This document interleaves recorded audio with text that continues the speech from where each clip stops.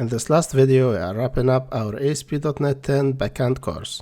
Over the past videos, we didn't just build a simple API, we built a structured, scalable, and production-ready backend step by step. We started from basic CRUD API and progressively added real-world features like validation, clean architecture practices, authentication, logging, caching, and performance optimization.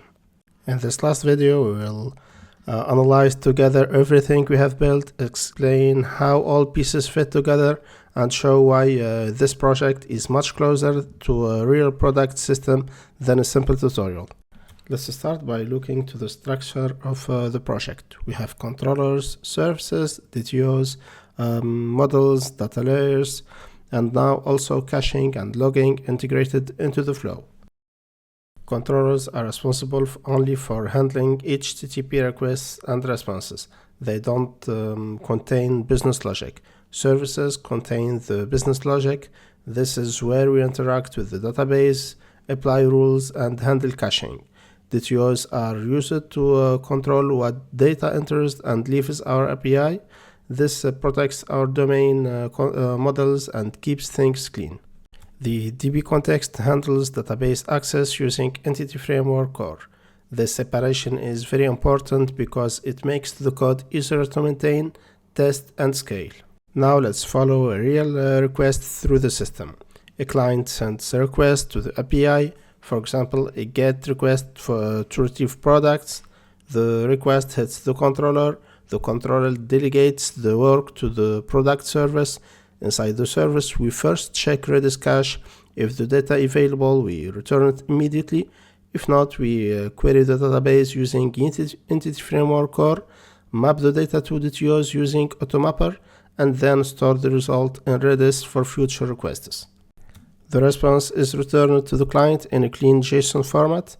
At this time, logging is capturing everything that happens, including cache hits, database queries, and errors.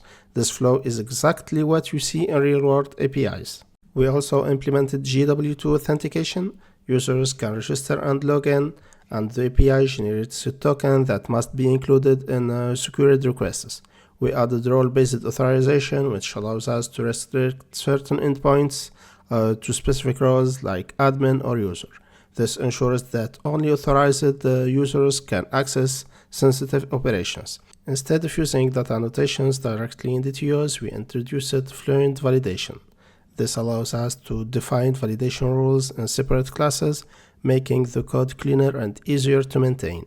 Validation ensures that incoming data is correct before it reaches the business logic. We added several important performance optimizations. First, pagination to avoid loading too much data at once, then filtering and sorting to give more flexibility to clients. We also introduced caching. We started with in-memory caching, which improves performance for single-instance applications. Then we upgraded to Redis, which is distributed cache suitable for scalable systems. We implemented structured logging using Serilog. This allows us to track what happens inside the application, which is essential for debugging and monitoring. We also added global exception handling using middleware. Instead of returning raw errors, the API now returns clean and consistent responses. So for now, our API includes so many features that are like a production-ready system. So we have proper architecture separation, authentication, validation, logging, caching, and performance optimization. These are exactly the components we need to get a real API ready to get to be deployed on production. So, no system is ever complete, and it's so important to understand what's missing. We don't yet have refresh tokens for authentication, which would be a very big improve security and user experience. We didn't fully split the project into a clean architecture or microservices like domain, application, and infrastructure. We also don't have background jobs, rate limiting, or advanced monitoring. These are advanced topics that we will cover in second phase. In the next phase, we can take this project even further. We can implement refresh tokens, add rate limiting, introduce background jobs, and refactor the project into a full clean architecture.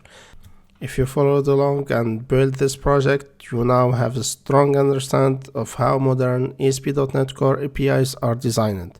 So the next phase, we are going to see how to refactor the project to get a clean architecture project. So don't forget to subscribe and see you in the next phase.